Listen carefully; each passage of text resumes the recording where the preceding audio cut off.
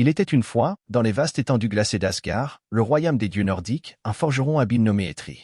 Eitri était réputé pour sa maîtrise de la forge et sa capacité à créer des armes légendaires. Parmi ses créations, le plus célèbre était le marteau Mjolnir, forgé à partir d'une étoile mourante.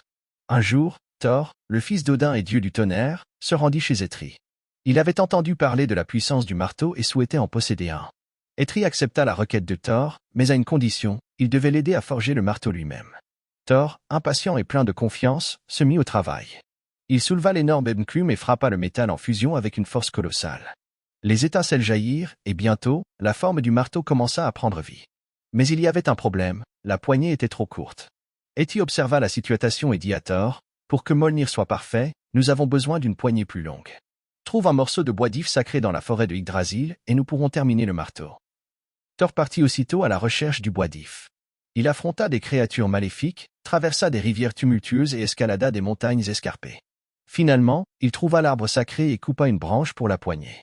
De retour chez Eitri, Thor fixa la poignée au marteau.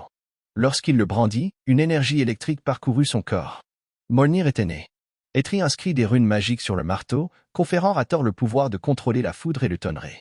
Désormais, Thor pouvait invoquer des tempêtes, protéger les dieux et les mortels, et défendre Asgard contre les forces du chaos. Mjolnir devint son arme de prédilection, et son nom résonna à travers les 9 mondes. Mais le marteau avait aussi une autre propriété, il ne pouvait être soulevé que par quelqu'un de digne.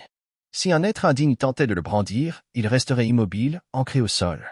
Ainsi, le marteau de Thor devint un symbole de courage, de justice et de protection.